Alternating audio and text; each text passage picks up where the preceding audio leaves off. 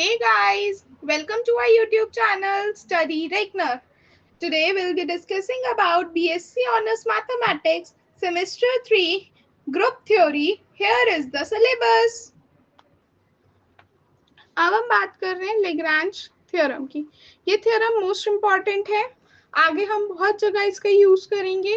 Paper में question आ सकता है state and prove Lagrange theorem. ठीक है, तो स्टेटमेंट भी याद रखेंगे। स्टेटमेंट क्या है कि if G is a finite group and H is a subgroup of G, then order of H divides order of G। एक बात याद रखेंगे, ऑर्डर ऑफ H को अब हम ऐसे डिनोट कर सकते हैं या आप ऐसे भी लिख सकते हो, बट जनरली जो है कोई भी नोटेशन यूज करो, कोई उसमें डिफरेंस नहीं है। ठीक है, ये दोनों ही जो है नोटेशंस है ऑर्डर ऑफ G के लिए या H के लिए। ठीक है, तो अब हम क्या कह रहे हैं, वो कह रहे हैं G जो है एक फाइनाइट ग्रुप है, H एक सब ग्रुप है G का। ठीक है, तो हमें क्या दिखाना है कि ऑर्डर ऑफ H जो है वो डिवाइड करता है ऑर्डर ऑफ G को। ये हमें क्या करना है, शो करना है।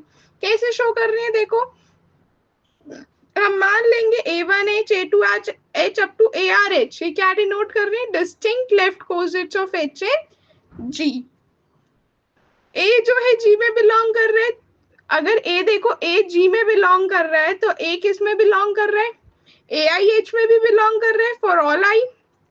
तो A किस में बिलोंग कर रहा है, A1H A2H union up to ARH में। तो अब हम क्या कह सकते हैं, G सबसेट होगा किसका, A1H union A2H up to union ARH का। ऑल्सो अगर G इसका सबसेट है तो A1H union A2H and so on up to union ARH, ये भी सबसेट होगा G का। जब भी हमने सबसेट दिखा दिया, अगर मैं कह दूं A सबसेट है B का और B सबसेट है A का, तो इसका मतलब हो जाता है A और B इक्वल है। ये चीज आप हमेशा याद रखना, हम इस वाली जो पूरे पेपर में हम इस चीज का बहुत यूज करेंगे। ठीक है, तो अब यहाँ से अब हमने ये चीज बता दी। अब हम क्या कह सकते हैं, यहाँ से G किसकी इक्वल आ गया, A1H union A2H union up to ARH, which also means that, इसको अब हम क्या कह सकते हैं, अगर मैं ऑर्डर लूं, ऑर्डर ऑफ G कितना आ जाएगा, order of A1H plus order of A2H and up to order of ARH। अब A1H को हम क्या लिख सकते हैं, H लिख सकते हैं, ऐसे ही A2H को H लिख सकते हैं एंड अप टू H। अब ये H कितनी बार आएंगे, R टाइम्स, क्योंकि A कितनी बार आ रहा है, A R है, यानी कि A मैंने R टाइम्स लिया होगा, तो अब ऑर्डर ऑफ H कितनी बार आ गया, R टाइम्स। तो अब कोजिट्स की प्रॉपर्टी से अब हम क्या कह सकते हैं स्ट्रेट अवे कि ऑर्डर ऑफ H किसकी इक्वल आ गया, R times order of G equal आ गया R times order of H के। तो ऑर्डर ऑफ G जो है वो डिवाइड कर रहा है किसको, ऑर्डर ऑफ H को। यही चीज मैंने यहाँ पे लिखी थी जो हमें शो करनी है, और यही चीज हमने यहाँ पे शो कर दी। ठीक है, सो आई होप सबको प्रूफ क्लियर होगा। बहुत सिंपल सा प्रूफ था। अब हम आ जाते हैं, पहले तो ये वाले जो 2 पॉइंट्स है इनको मार्क कर लो, important. that the number of distinct left right cosets of H in G is order of H upon order of G and index of H, एक तो ये वाला,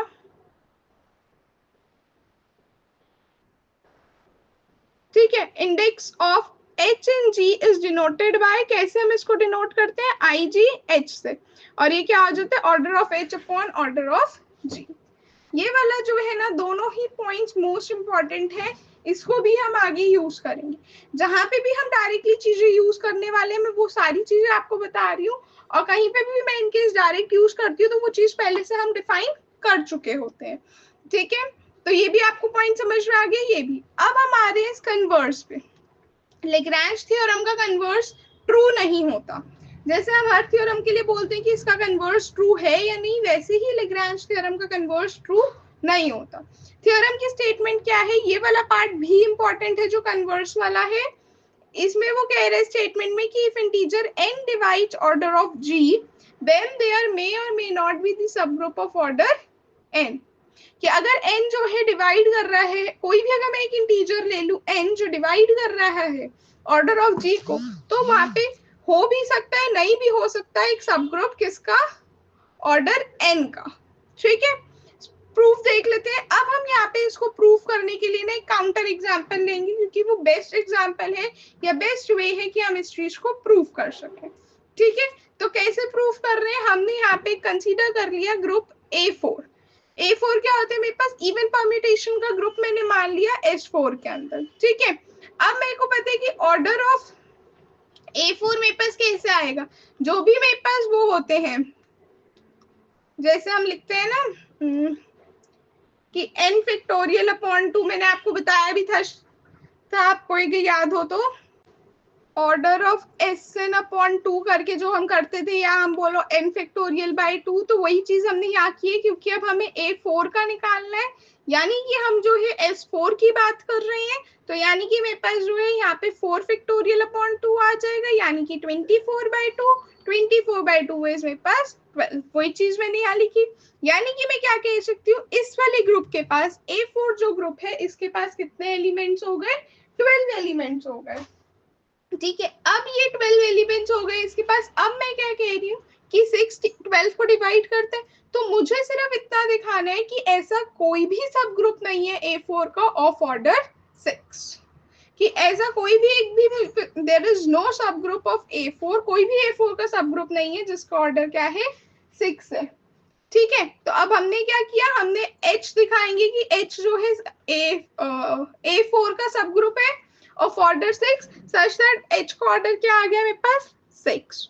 तो इंडेक्स, अभी हमने ऊपर ये पढ़ा था, इंडेक्स कहाँ गया, ये रहा, कि order of H upon order G होता है, और मैं ऐसे लिखती हूँ कि index of H and G, वही चीज यूज की हमने, index of H and G निकाला, क्या आ गया मेरे पास, 12/6 यानी कि 2।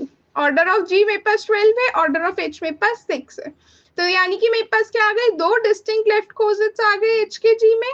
So now A4 has 8 elements of order 3। अब A4 के पास कितने एलिमेंट्स आ गए, टोटल 8 एलिमेंट्स आ गए जिनका ऑर्डर 3 है। तो मान लेते हैं कि A जो है कोई एक एलिमेंट है इस A4 का जिसका ऑर्डर 3 है। ठीक है, अब हमने बोला कि 8 एलिमेंट्स है जिसका ऑर्डर 3 है, तो मैंने A टू द पावर 3 को क्या कंसीडर कर लिया, E। तो अब मेरे पास 3 लेफ्ट पोजिट्स कौन कौन से आए, H, AH, A square H, ये मैंने 3 मान लिया अपनी तरफ से कि ये कोई 3 लेफ्ट पोजिट्स है मेरे H एंड G में। इंडेक्स क्या है मेरे पास, 2 है, इसका मतलब कि मेरे पास 2 लेफ्ट पोजिट्स है ऑफ H एंड A4, और मेरे पास 2 लेफ्ट पोजिट्स मुझे दिख रहे हैं। ठीक है, अब मैंने क्या किया, कंसीडर H को AH के इक्वल रखा, तो पोजिट्स की प्रॉपर्टी से A H में बिलोंग करेगा। H is equals to A square H रखोगे, H is equals to A square H, दोनों तरफ A से मल्टीप्लाई कर दो, पोस्ट मल्टीप्लाई, AH किसके इक्वल आ गया, A क्यूब H से, लिख लो, पोस्ट मल्टीप्लाई किया मैंने A से। ठीक है, अब यहाँ पे क्या आ जाएगा, A क्यूब, मुझे पता है कि इसकी वैल्यू मैंने क्या कंसीडर की हुई है, A क्यूब को मैंने E माना हुआ है, तो AH किसके इक्वल आ गया, EH के, यानी कि AH किसके इक्वल आ गया, H के। सो यानी कि यहां से हम क्या कह सकते हैं, it implies A belongs in H। ऐसे ही मैंने थर्ड केस लिया कि मेरे पास है AH किसके इक्वल है, A स्क्वायर H के। ठीक है, अब मैंने क्या किया, प्री मल्टीप्लाई कर दिया A इनवर्स से। ठीक, तो ये क्या आ गया, A inverse AH is equals to A into A inverse H, यहाँ से H आ गया A इनवर्स, यहाँ पे A स्क्वायर। ठीक है, यहाँ पे क्या आ जाएगा AH, तो यानी कि मैं सिंपली क्या कह सकती हूँ, A बिलोंग्स इन H। ठीक है, तो यहाँ पे हम क्या कह सकते हैं, every case we got A belongs in H। ठीक है, तो ये हमने जो है काउंटर एग्जांपल से प्रूफ किया कि हमने इसमें क्या किया है। ये वाला जो है पार्ट मोस्ट इंपॉर्टेंट था, जिसमें आप लेग्रांज थ्योरम प्रूफ कर रहे थे। हो सकता है कि वो आपको पेपर में कह दे show that Lagrange theorem converse does not hold, तो हम जो है एग्जांपल के थ्रू कर सकते हैं। अब हम आ जाते हैं करोलरी पे। करोलरी किस चीज की, कि order of A divides order of G। आपकी बुक के अंदर नोटेशन इस तरह से ऑर्डर ऑफ G के लिए, हम जनरली इस तरह से लिख रहे हैं, तो मैंने आपको शुरू में ही बताया दोनों में कोई डिफरेंस नहीं है। ठीक है, करोलरी कहती है कि in a finite group the order of each element of the group divides the order of the group. तो सिंपली कोई भी एक एलिमेंट ले लूं मैं A, ऑर्डर कोई भी एक एलिमेंट ले लेती हूँ मैं A ग्रुप G का, वो किसको डिवाइड करेगा, ऑर्डर ऑफ ग्रुप को डिवाइड करेगा। ठीक है, तो हमने मान लिया जी जो है एक फाइनाइट ग्रुप है, then a belongs in G. ठीक है, अब हमें क्या दिखाना है, order of a divides order of G. तो अगर H है तो H के एलिमेंट्स अगर मैंने जनरेटर A फॉर्म के लिए तो वो कैसे होंगे, A to the power n, जहाँ पे n Z में बिलोंग कर रहा है। अब H के अंदर जो है आइडेंटिटी एलिमेंट तो होगा ही होगा, H के मेरे पास वैल्यूज किस फॉर्म की है, A to the power m ले लो, n ले लो, मान लेते हैं हमने n लिया है, और n मेरा किस में बिलोंग कर रहा है, इंटीजर्स में। तो A to the power 0 is 1, यानी कि मैं इसको आइडेंटिटी कह सकती हूँ। तो यानी कि मेरे पास क्लियरली H के आगे एक नॉन एम्प्टी सेट आ गया। अब मैंने दो एलिमेंट्स कंसीडर कर लिए X और Y, कि अब दो एलिमेंट्स है वो मेरे H में बिलोंग कर रहे हैं। तो अब जो मैंने X और Y कंसीडर किए इसके एलिमेंट्स किस फॉर्म के हो जाएंगे, A to the power n और A to the power n form के हो जाएंगे।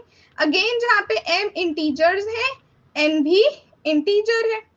अब दोनों का प्रोडक्ट लो, एक्स वाई क्या आ जाएगा, a to the power m into a to the power n। इसको अब हम क्या लिख सकते हैं, एक्स वाई इनवर्स ले रहे हैं ना, सॉरी, तो ये आ जाएगा a to the power m minus n। तो एक्स वाई इनवर्स किस में आ गया मेरे पास, h में, क्योंकि m माइनस n किस में बिलोंग कर रहे हैं, इंटीजर्स में। तो हम क्या कह सकते हैं कि h सब ग्रुप है g का, that means order of h किसके इक्वल आ गया, ऑर्डर ऑफ द जनरेटर है, राइट। तो अब हम क्या कह सकते हैं कि order of a cyclic group is equal to the order of the generator. हमने यहाँ पे यही चीज दिखाई है कि ऑर्डर ऑफ H किसके इक्वल है, ऑर्डर ऑफ जनरेटर A के, और ऑर्डर ऑफ जनरेटर किसके इक्वल होता है, order of the same element. यानी कि हम क्या कह रहे हैं, हम अल्टीमेटली ये वाली चीज कह रहे हैं कि ऑर्डर ऑफ H इक्वल है order of the generator A के, यानी कि उसके एलिमेंट के, और वो अपने ऑर्डर ऑफ A के इक्वल है। ठीक है, हमें दिखाना क्या है कि order of A divides order of G। Lagrange theorem क्या कहती है, order of H divides order of G। H को अब मैं किससे रिप्लेस कर दूंगी, ऑर्डर ऑफ A से। तो order of A divides order of G। ठीक है, सो अब यहाँ पे हमने जो है लैग्रैंज थ्योरम का यूज किया है और उससे हमारा रिजल्ट इजीली प्रूव हो गया। ठीक है, तो ये जो करोलरीज हैं या एज एन अलग से क्वेश्चन में नहीं आएगी, क्वेश्चन एक क्वेश्चन के साथ में ही आ सकती है। जैसे आपको वो कह देगा कि show that Lagrange theorems converse does not hold, या prove or disprove converse of the Lagrange theorem does not hold also, और वो ये corollary लिख देगा। ठीक है, नेक्स्ट corollary पे आ जाते हैं। नेक्स्ट corollary है हमारे पास A to the power order of G किसके इक्वल है, E के। G एक फाइनाइट ग्रुप है, A कोई एलिमेंट है G में बिलोंग कर रहे हैं, हमें क्या दिखाना है, A to the power order G किसके इक्वल है, E के। तो अब हम इस ऑर्डर G को, ऑर्डर A को मान लेते हैं N। ठीक, ऑर्डर ऑफ A हमने N मान लिया using the above corollary. Above corollary क्या कहती है, order of A divides order of G। ये करोलरी ये कहती है। ऑर्डर ऑफ G क्या लिख सकते हैं, K times order of A कह सकते हैं। ऑर्डर ऑफ G किसके इक्वल आ जाएगी, ऑर्डर ऑफ A मैंने क्या माना, N, तो ये Kn आ गया। तो अब हमें क्या निकालना है, A to the power order G। Order G की वैल्यू हमने क्या निकाली, Kn। इसको हम क्या लिख सकते हैं, A to the power N to the power K, where K is an integer। तो ये क्या आ गया, E to the power K which is equals to identity।